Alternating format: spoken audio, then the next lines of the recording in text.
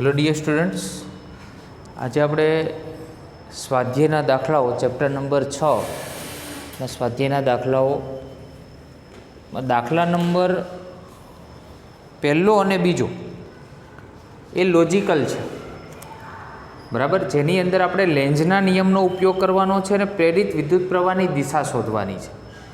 જોકે આપણે લેન્ઝનો નિયમ જ્યારે પણ તમને સમજાવ્યો ત્યારે એની અંદર વિદ્યુત પ્રવાહની દિશા અને ગૂંચળામાં કઈ રીતે આપણે જોવું એ પણ તમને મેં સમજાવ્યું હતું, બરાબર. ગૂંચળાના બે છેડાઓ હોય, તમે આ છેડાથી જુઓ છો અને વિદ્યુત પ્રવાહ સમઘડી વહે છે, તો એ જે છેડો છે એ દક્ષિણ ધ્રુવ તરીકે વર્તે, સામેનો છેડો છે બીજો છેડો એ ઉત્તર ધ્રુવ તરીકે વર્તે, અને વિદ્યુત પ્રવાહ છે સમઘડી દિશામાં હોય એવું સમજાવેલું. તો આ કન્સેપ્ટના આધારે કેટલાક ગૂંચળાઓ આપેલા છે અને ચુંબક છે એની ગતિની દિશા તમારે એમાં ચુંબકની ગતિની દિશા પણ આપેલી છે. તો વિદ્યુત પ્રવાહ કઈ દિશામાં વહન પામે એ 6.1 અને 6.2માં 6.2 થોડો અલગ છે. એની અંદર તમને કોઈ અનિયમિત આકારનું એક ગૂંચળું આપ્યું છે અને એને વર્તુળાકાર ફેરવ્યું છે. પરંતુ આ બંને જે પ્રશ્ન છે 6.1 અને 6.2 આ બંને દાખલાઓ લોજિકલી આપણે આવડી જાય એવા છે. તમારે જાતે ટ્રાય કરવાની છે આગળના આપણા લેન્ઝના નિયમનો ઉપયોગ કરીને. સ્ટાર્ટ કરીએ બેટા આપણે 6.3થી. 6.3ની ડિટેલ મેં અહીંયા લખેલી છે, એમાં રકમ વાંચું છું. 15 આટાઓ પ્રતિ સેન્ટીમીટર. જો આપણે સ્મોલ એનને યાદ કરો, એકમ લંબાઈ દીઠ આટાની સંખ્યા કહેતા હતા, એટલે આટા પ્રતિ સેન્ટીમીટર, એટલે પ્રતિ સેન્ટીમીટર નીચે સેન્ટીમીટર લખવા પડે, અને 1 સેન્ટીમીટર હોય એના મીટર કેટલા થાય તો 10⁻². -2 ને ઉપર લઈ જાઓ તો આ 1500 ટોટલ થઈ જાય, એટલે આટા પ્રતિ શેમાં કન્વર્ટ થઈ જાય મીટરમાં. ઓકે, ક્ષેત્રફળ તમને એમાં એવું આપેલું છે કે સોલેનોઇડની અંદર શબ્દ સોલેનોઇડ વાપર્યો છે, ખાસ ધ્યાન રાખજો. 2 સેન્ટીમીટર સ્ક્વેર ક્ષેત્રફળ ધરાવતો એક નાનો ગોળો મૂકેલો છે. હવે 2 સેન્ટીમીટરનો સ્ક્વેર તો 2 × 10⁻⁴ મીટરનો વર્ગ થાય, બરાબર. એમાંથી વિદ્યુત પ્રવાહ કઈ રીતે વહન પામે છે તો 0.1 સેકન્ડમાં 2 એમ્પિયરથી 4 એમ્પિયર સ્થાયી રીતે બદલાય, તો વિદ્યુત પ્રવાહના ફેરફાર વખતે ગાળામાં પ્રેરિત EMF કેટલું હશે? પ્રેરિત EMF શોધવાનું છે, અને પ્રેરિત EMF ત્યારે શક્ય બને કે જ્યારે તમને ફ્લક્સનો ફેરફાર જોવા મળે સમય સાપેક્ષે, બરાબર. તો આપણી પાસે ફાઈનું સૂત્ર શું હતું, અને અહીંયા આપણે વિદ્યુત પ્રવાહ જે આપેલા છે એની થોડી ચર્ચા કરી લઈએ. તો I1 છે 2, થઈ જાય છે કેટલો 4, તો મારે DI શોધો એટલે ફેરફાર, તો 4 - 2 એટલે 2 થાય, અને સમયનો ફેરફાર તમને ઓલરેડી આપેલો છે 0.1 સેન્ટીમીટર. તો DI/dt હું એડવાન્સમાં શોધું તો અહીંયા B, બરાબર, અહીંયા 2 અને અહીંયા 0.1, તો 2 / 0.1 એટલે 20, આનો એમ્પિયર પર સેકન્ડ તમારો આન્સર આવશે, બરાબર. ચલો, ચુંબકીય ફ્લક્સ માટે,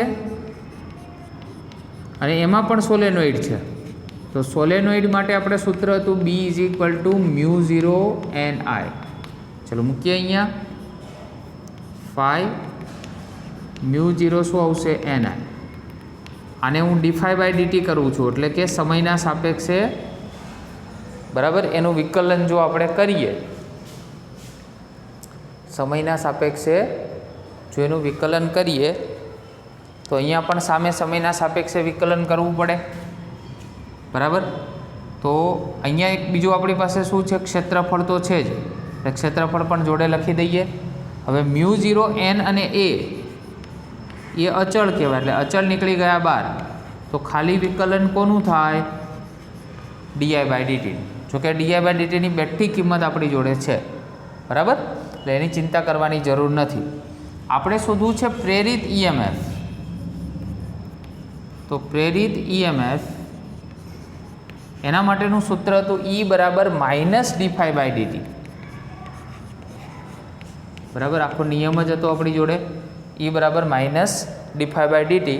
અહીંયા આપણે EMFનું મૂલ્ય લેવું છે, એટલે ઋણ નિશાનીને અવગણીશું.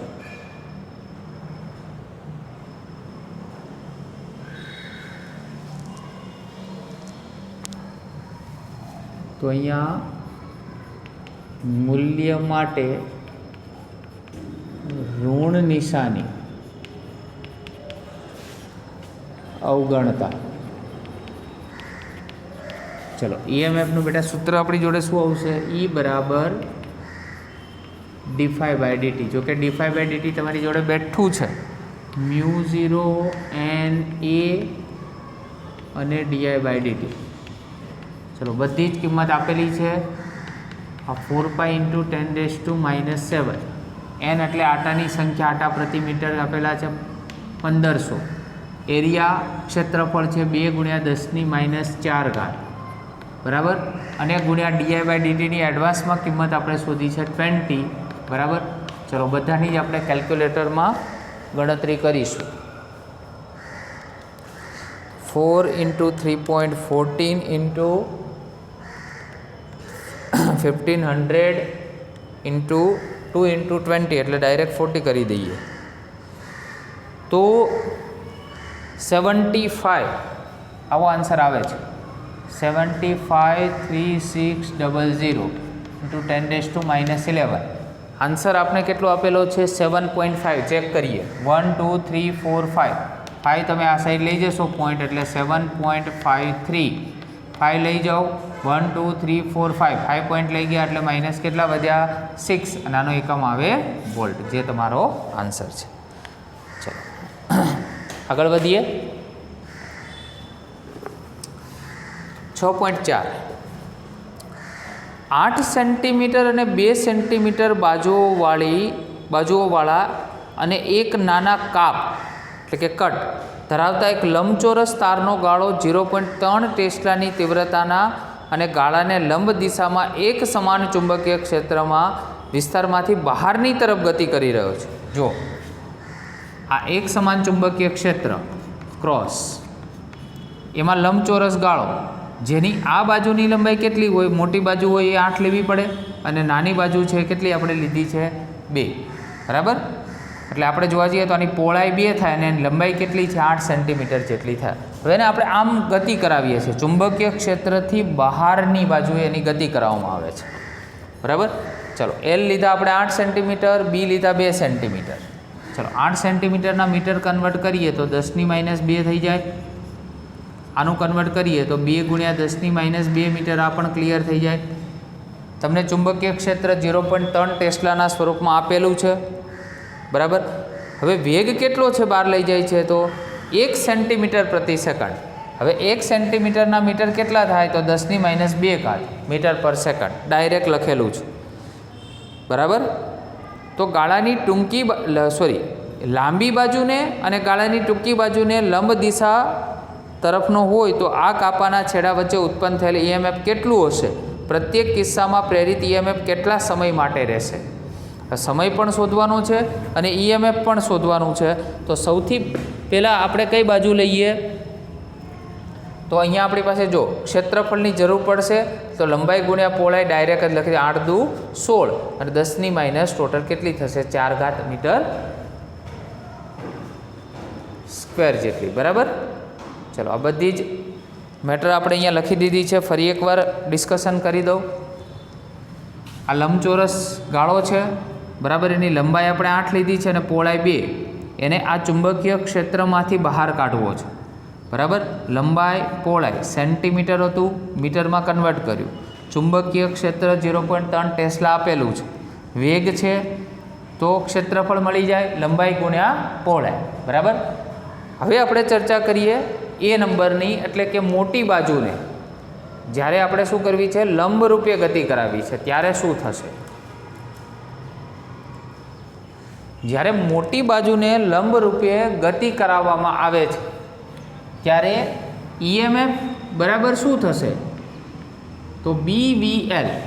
આ સૂત્ર આપણે જાણીએ છીએ.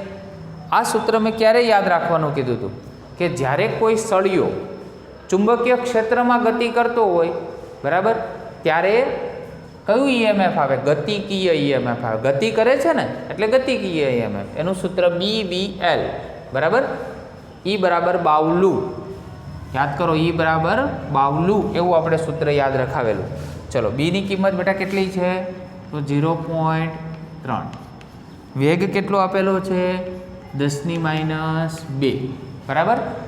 હવે વાત રહી આપણે લંબાઈ બરાબર. તો અહીંયા જે ચુંબકીય ક્ષેત્રની અંદર જ્યારે પણ ગૂંચળું ગતિ કરે છે, બરાબર, એટલે સૌ પ્રથમ આપણે કોની માટે કીધી? મોટી બાજુ માટે. જો મોટી બાજુ એટલે 8 થાય, તો આના માટે કેટલું લેવાનું? 8 ગુણ્યા 10 - 2 ઘાત. ચાલો કરીએ આનું કેલ્ક્યુલેશન. તો 0.3 ગુણ્યા 8 એટલે 2.4. એ તો ક્લિયર છે. જો કે 2.4 ગુણ્યા 10 - 4 ઘાત વોલ્ટેજ મળે, EMF મળી ગયું. પણ જોડે જોડે એવું પણ પ્રશ્ન કર્યો છે, ફરી એકવાર રકમ વાંચીએ. ગાળાની ટૂંકી બાજુને લંબ દિશા તરફનું હોય તો આ કાપાના છેડા વચ્ચે ઉત્પન્ન થતું EMF અને પ્રત્યેક કિસ્સામાં પ્રેરિત વોલ્ટેજ કેટલા સમય માટે રહેશે તે આપણે નક્કી કરીને બતાવવાનું છે, બરાબર. એટલા માટે એવું કહેવાય કે જ્યાં સુધી નીચેની બાજુ ચુંબકીય ક્ષેત્રમાંથી બહાર નીકળી ના જાય ત્યાં સુધી EMF રહે.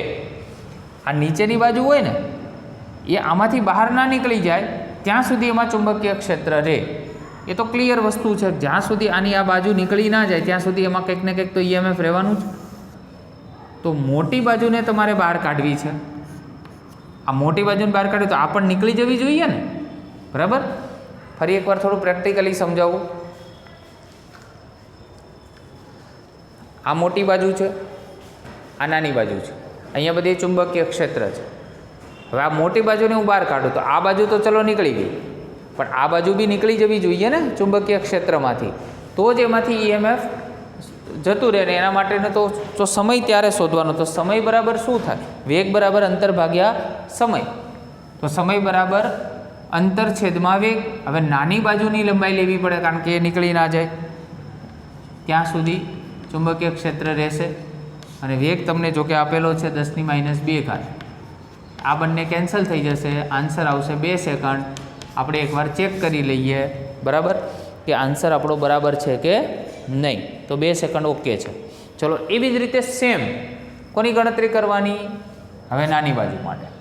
ચલો હવે નાની બાજુ માટે બી તો સેમ જ રહેશે, 0.3 વેગ 10 - 2 ઘાત. અહીંયા બેટા કેટલા લઈશું? હવે 2 ગુણ્યા 10 - 2 ઘાત, બરાબર. તો EMF જે તમને મળે છે એ કેટલું મળશે? તો આ બંનેનો ગુણાકાર એટલે 0.6 આવશે. 0.6 ગુણ્યા 10 - 4 ઘાત વોલ્ટ જેટલું મળશે. હવે જેવી જ રીતે અહીંયા નાની બાજુની લંબાઈ લીધી હતી એના કરતાં અહીંયા ઉલટું મોટી બાજુની લંબાઈ, કારણ કે મોટી બાજુ જ્યાં સુધી આ નીકળી ના જાય ત્યાં સુધી એમાં ચુંબકીય ક્ષેત્ર રહે. તો મોટી બાજુની લંબાઈ એ કેટલી છે? 8 ગુણ્યા 10 - 2 અને નીચે તો 10 - 2 ઓલરેડી છે જ. આ બંને કેન્સલ એટલે 8 સેકન્ડ જેટલું રહે, બરાબર. એટલે બંનેનો પ્રેરિત EMF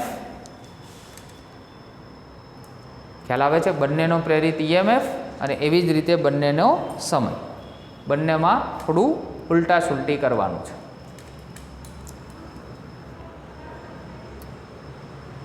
ચાલો જોઈએ આપણે 6.5. 6.5 આવો એક એક્ઝામ્પલ આપણે ઉદાહરણમાં કરેલો છે. આખું સૂત્ર મેં પ્રૂવ કરાવ્યું હતું તમને, B⍵R²/2, બરાબર. B⍵R²/2. તો આપણે પહેલાં તો રકમ વાંચીએ એટલે એના ઉપરથી તમને ખ્યાલ આવશે કે એ જ સૂત્ર વાપરવાનું છે. હવે 1 મીટર લાંબા ધાતુના સળિયાને લંબ અને તેના કોઈ એક છેડામાંથી પસાર થતી અક્ષને અનુલક્ષીને 400 રેડિયન/સેકન્ડની કોણીય આવૃત્તિ એટલે ગોળની વાત થઈ એની સાથે પરિભ્રમણ કરાવવામાં આવે છે. આ સળિયાને બીજા છેડા એક વર્તુળાકાર ધાતુની રિંગ સાથે સંપર્કમાં છે. હવે અહીંયા જે સળિયો છે 1 મીટરની લંબાઈનો, અહીંયા કંઈક વર્તુળાકાર આવી રીતે એને પરિભ્રમણ કરવામાં આવે છે અને આ બીજો છેડો છે વર્તુળાકાર ધાતુની રિંગ સાથે કોન્ટેક્ટમાં છે. તો અક્ષને સમાંતર 0.5 ટેસ્લાનું અચળ અને એક સમાન ચુંબકીય ક્ષેત્ર દરેક સ્થળે અસ્તિત્વ ધરાવે છે. તો આ કેન્દ્ર અને આ રિંગ વચ્ચે ઉત્પન્ન થતા EMFની ગણતરી કરો. ડાયરેક્ટ જ સૂત્ર વાપરવાનું છે કારણ કે આ સૂત્ર આપણે પ્રૂફ કરેલું છે કે જ્યારે પણ આવો કોઈ સળિયો તમને આપેલો હોય, વર્તુળાકાર પરિભ્રમણ કરતું હોય અને કોણીય આવૃત્તિ આપેલું હોય ત્યારે ઉત્પન્ન થતું EMF આપણે ઉદાહરણમાં ચેક કરેલું B⍵L²/2. અહીંયા આપણે R લખ્યું હતું ત્યાં ત્રિજ્યા, પણ અહીંયા લંબાઈ છે તો એલ પણ લખી શકાય. ચલો બીની કિંમત બેટા કેટલી છે 0.5. ચલો ઓમેગા ડાયરેક્ટ જ આપેલા છે આપણી પાસે 400 અને એલ છે 1 તો 1નો સ્ક્વેર અને ડિવાઈડ બાય કેટલા કરીશું 2. અહીંયા થઈ ગયા આપણી પાસે 200 બરાબર. તો અહીંયા 5 છે અને 5ના છેદમાં આપણે 10 કહી દઈએ અને આ થઈ જાય આપણી જોડે 200. 0 0 ગયા કેટલા આવશે 5 દુ 10 અને 100 વોલ્ટ જેટલું ઈએમએફ મળે. આન્સર આપણે એકવાર ચેક કરી લઈએ રાઈટ છે કે રોંગ છે. એકદમ રાઈટ આન્સર છે બરાબર 6.5. ચલો 6.6 8 સેન્ટીમીટર ત્રિજ્યાના અને 20 આટાવાળા ગૂંચળાને. હવે 8 સેન્ટીમીટર ત્રિજ્યા એટલે આર લીધો આપણે 8 ગુણ્યા 10 - 2 મીટરમાં કન્વર્ટ કર્યું. આટાની સંખ્યા કેટલી આપેલી છે 20. ઓકે 50 રેડિયન પર સેકન્ડની કોણીય ઝડપથી એને ચુંબકીય ક્ષેત્રમાં ઘુમાવવામાં આવે છે એટલે ગોળ ગોળ એટલે ફરી પાછું ઓમેગા 50 રેડિયન પર સેકન્ડ બરાબર. ઓમેગા કેટલું છે 50 રેડિયન પર સેકન્ડ.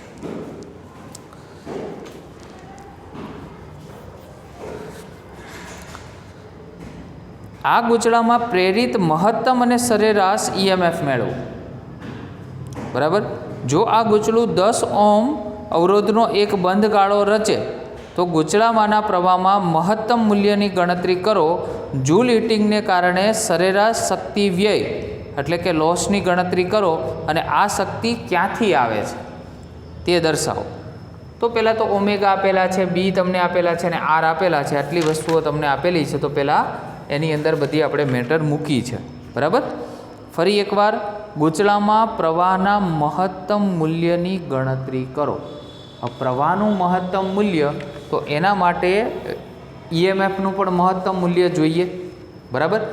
તો ગૂંચળામાં પ્રેરિત વોલ્ટેજ જ્યારે ઘુમાવવામાં આવે એટલે જનરેટરની વાત આવે તો ગૂંચળામાં પ્રેરિત વોલ્ટેજ V બરાબર સૂત્ર હતું આપણી પાસે NAB ઓમેગા. યાદ કરો અહીંયા આપણે E લખ્યું હતું EMF. વોલ્ટેજ કો EMF કો બરાબર. EMF એ વોલ્ટેજમાં જ મપાય છે. હવે અહીંયા આપણે ગોળ ઘુમાવીએ છીએ એટલે વર્તુળાકાર બને અને વર્તુળ માટે એનું ક્ષેત્રફળ કેટલું હોય તો NB ઓમેગા તો ઓકે ને πr² જેટલું હોય કે નહીં એટલે આર પણ એની જોડે કવર થઈ જશે. ચલો તો તમને એન પહેલાં તો કેટલા આપેલા છે અહીંયા બી આપણે એક કામ કરીએ કેપિટલ એન કરી દઈએ જેથી કન્ફ્યુઝન ના થાય બરાબર. ચલો આ કેટલા છે 20. બીની કિંમત બેટા કેટલી છે તો 3 ગુણ્યા 10 - 2 ઘાત. ઓમેગા પણ ડાયરેક્ટ આપેલા છે 50. આ થઈ ગયા આપણી પાસે 3.14 અને આરનો વર્ગ એટલે કે 8 ગુણ્યા 10 - 2 ઘાત એનો આપણે શું કરીએ વર્ગ જેથી કરીને આપણે V મળી જાય બરાબર. શું મળી જાય V મળી જાય. આને તમે V મહત્તમ પણ કહી શકો. જો આમાં આપણે સાઇન થીટા નથી લીધેલો એટલે V મેક્સ કહેશો, VM કહેશો શોર્ટમાં તો પણ ચાલશે. આને VM વડે દર્શાવીએ. ચલો કરીએ ગણતરી પહેલાં તો 20 તરી 60 60 ગુણ્યા 50 બરાબર. પછી ગુણ્યા 3.14 અને ગુણ્યા 64 64 એટલા માટે 8નો વર્ગ કરીએ છીએ એટલા માટે જવાબ કંઈક આટલો આવે છે 602 પછી 88 અને 0 પછી આ 10 - 4 અને 10 - 2 એટલે 10 - 6 થશે. 1 2 3 4 અને 5 પોઈન્ટ આ સાઈડ લાવો 6 પોઈન્ટ લાવી તો 0.60 આવે છે. એકવાર આપણે જવાબ ચેક કરીએ. એકદમ રાઈટ આન્સર છે. VMની કિંમત કેટલી મળશે તો 0.603 વોલ્ટેજ. પોઈન્ટ બધા જતા રહ્યા બરાબર. ગણતરી કરી એટલે 0.603 વોલ્ટેજ મળ્યું. પણ આપણે વોલ્ટેજ નથી શોધવાનો.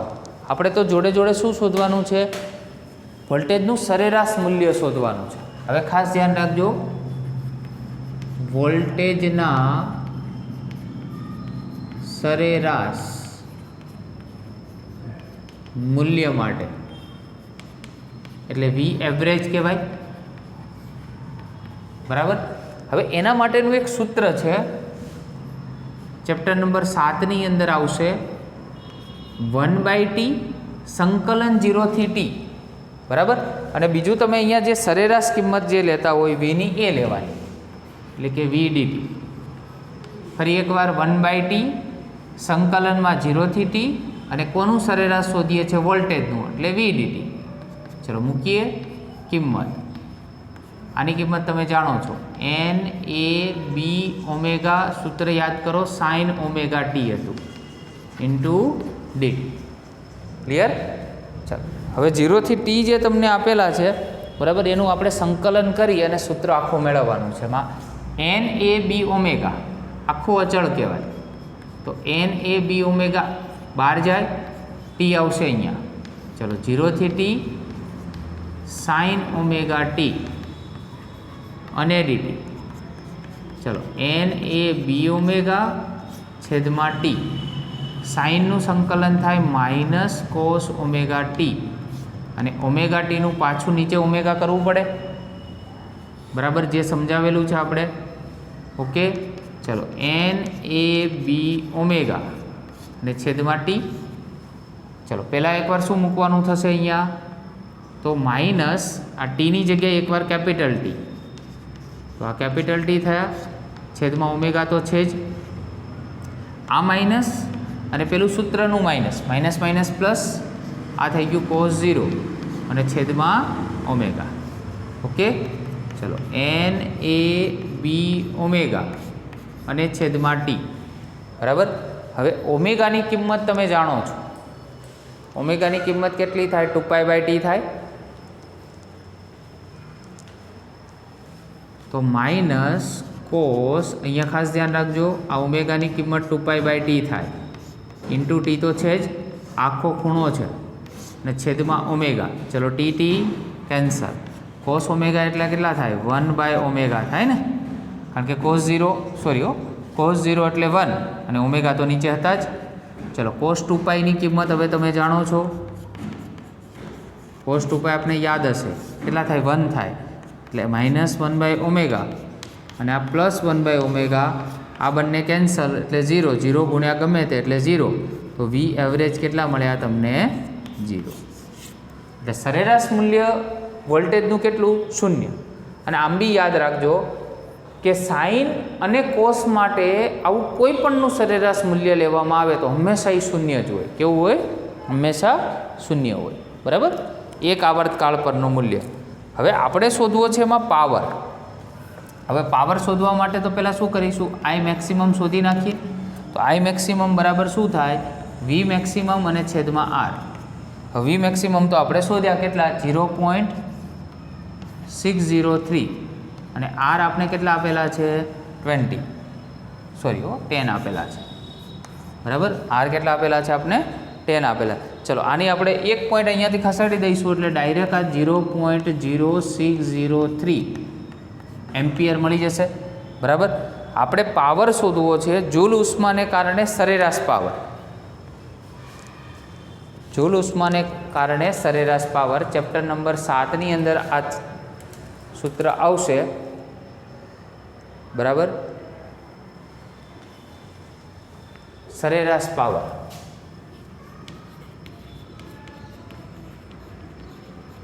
ઉષ્માને કારણે સરેરાશ પાવર વીએમ આઈએમ અને ડિવાઈડ બાય 2. હવે તમારી જોડે વીએમ પણ છે, આઈએમ પણ છે. વીએમની કિંમત 0.603, આઈએમની કિંમત 0.0603 અને ડિવાઈડ બાય 2. તો આના પરથી આ સૂત્ર યાદ રાખજો. ચેપ્ટર 7ની અંદર આપણે ડિટેલમાં પાછો અભ્યાસ કરવાનો છે, બરાબર. ગણતરી કરીએ એલસીમાં. 0.603 ઇન્ટુ 0.0603 અને ડિવાઈડ બાય 2. 0.0181 વોટ આવે, પાવરનો એકમ વોટ, આટલો પાવર વ્યય થશે.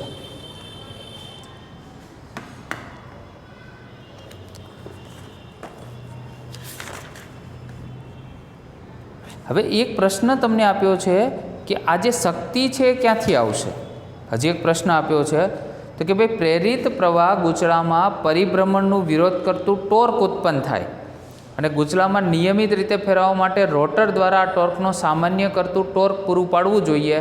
આમ ગૂંચળામાં વ્યય પામતી ઉર્જાના સ્ત્રોત તરીકે બાહ્ય રોટર છે. હવે આ જનરેટરની અંદર શું હોય કે જ્યારે એને આપણે ગોળ ફેરવવાનું હોય એટલે અંદર જે ભાગ ફરતો હોય એને રોટર કહેવામાં આવે.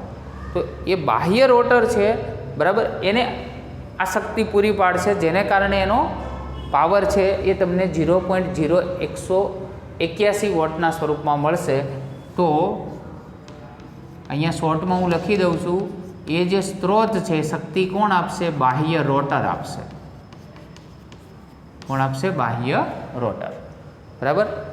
હવે પછીના બેટા જેટલા એક્ઝામ્પલ છે એની હિન્ટ હું તમને બધાની આપું છું. બરાબર. એમાં 6.7 છે એક્ઝામ્પલ. એની અંદર તમારે EMF શોધવાનું છે અને તમે જાણો છો EMFનું સૂત્ર BVL કરીને છે. બરાબર. ગતિકીય EMF જ્યારે પણ આપણે શોધવાનું હોય ત્યારે આ સૂત્ર આપણે વાપરી શકીએ. બરાબર.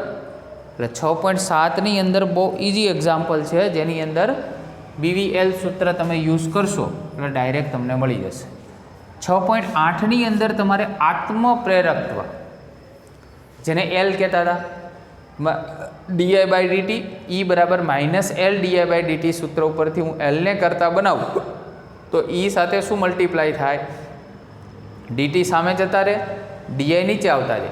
તો એના ઉપરથી તમને આ ઇન્ડક્ટન્સ છે એટલે કે આત્મપ્રેરકત્વ છે એનું પણ તમને કિંમત મળી શકે. આ પણ ઇઝી એક્ઝામ્પલ છે.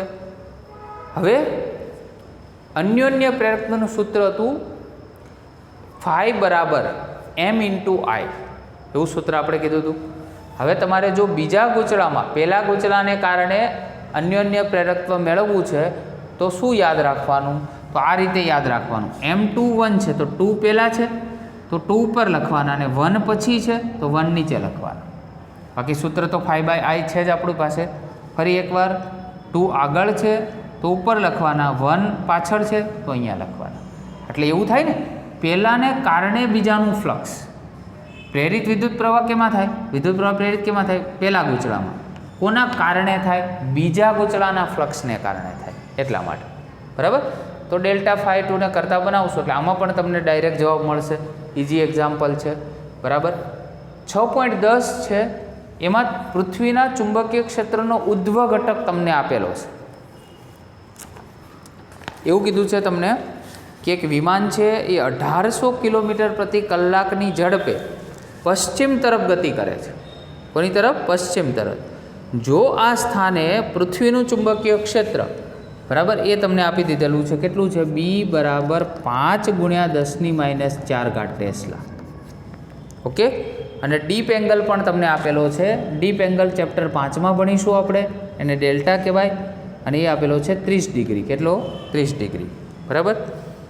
તો શું શોધવાનું છે? તો પાંખિયાઓના છેડાઓ વચ્ચે ગાળામાં 25 મીટર હોય, ગાળો 25 મીટરનો હોય તો તેની વચ્ચે ઉત્પન્ન થતો વોલ્ટેજ તમારે શોધવાનો છે. હવે તમને ખ્યાલ છે કે ભાઈ ચુંબકીય ક્ષેત્રમાં કોઈ પણ વસ્તુ જો ગતિ કરે છે તો ગતિકીય EMFનું સૂત્ર આવે, એટલે કે E બરાબર BVLનું સૂત્ર આવે. પણ બે પાંખિયાઓની વચ્ચે કીધું છે એટલે /2 કરવું પડે કે નહીં? વચ્ચે કીધું, મિડલમાં, એટલે મધ્ય બિંદુ એવું કહી શકાય આપણી ભાષામાં. બરાબર. તો પહેલાં તો BVL, પણ તો આ કેમ આપેલું છે? અહીંયા આપણી પાસે પહેલાં તો અહીંયા ઉધ્વ ઘટક આપેલો છે. હવે ઉધ્વ ઘટક છે એને આપણે કયું કહેવાય? વર્ટિકલ કહેવાય. શું કહેવાય? વર્ટિકલ. હવે મારે BV શોધવું હોય તો એના માટે સૂત્ર છે B cos ડેલ્ટા. ચેપ્ટર 5માં ભણીશું. બરાબર. હવે B એટલે આપણી પાસે 5 × 10⁻⁴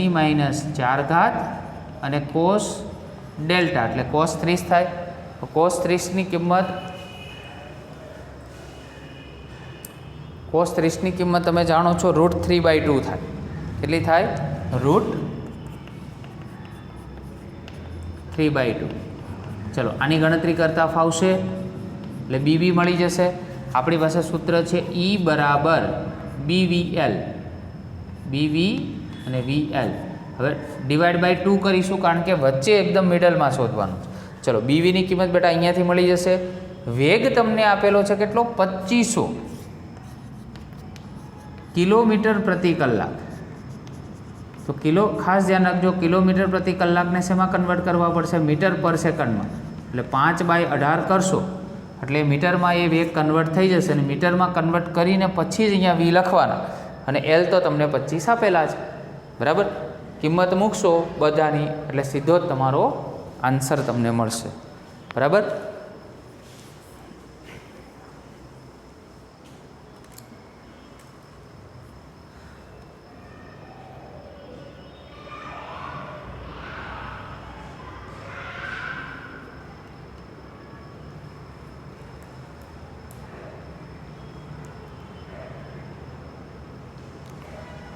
તો આપણે સ્વાધ્યાયના જે દાખલાઓ છે ચેપ્ટર નંબર 6ની અંદર, બરાબર, એમાં પહેલો દાખલો અને બીજો દાખલો લોજિકલ હતો, એ તમને જાતે કરવા માટે આપે.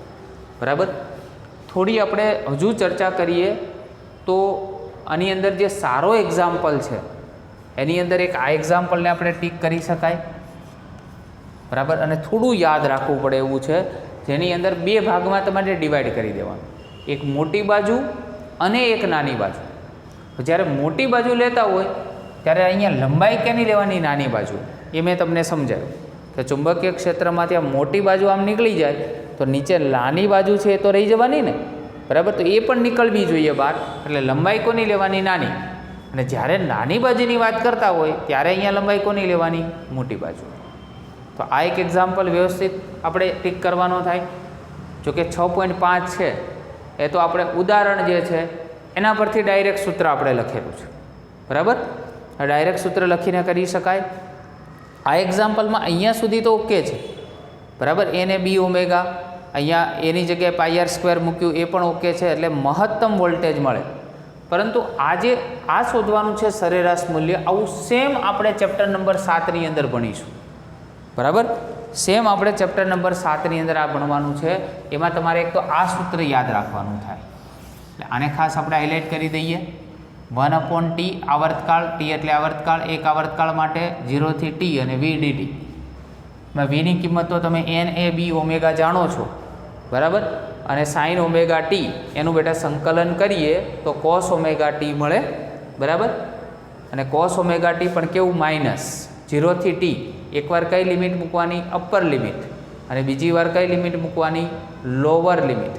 એટલે અપર લિમિટ મૂકશો તો માઇનસ જ રહેશે, લોઅર લિમિટ મૂકશો તો માઇનસ માઇનસ શું થઈ જશે? પ્લસ. ઓમેગાની જગ્યાએ કિંમત યાદ રાખજો 2π/T. ટી કેન્સલ, cos 2πની કિંમત 1 થાય અને cos 0 પણ 1 થાય, ઉડી જાય. તો એવરેજ હંમેશા કેવી આવે? 0 આવે. પાવર શોધવો છે તો VM IM જોઈએ, તો IM શોધવું હોય તો VM/R આપેલું છે કિંમત. બરાબર, એટલે પાવર પણ મળી જશે. અને આવી શક્તિ એને કોણ પૂરી પાડે છે? જે ટોર્ક ઉત્પન્ન કરે. બરાબર, રોટેશન ઉત્પન્ન કરાવે, તો બાહ્ય રોટર છે એને આવી શક્તિ શું કરે છે? પૂરી પાડે છે. 6, 7, બરાબર, સોરી 7, 8, 9 અને 10મા એક્ઝામ્પલ તો જો કે આપણે કરાવડાવ્યો તમને, તમારે ખાલી ગણતરી કરવાની છે.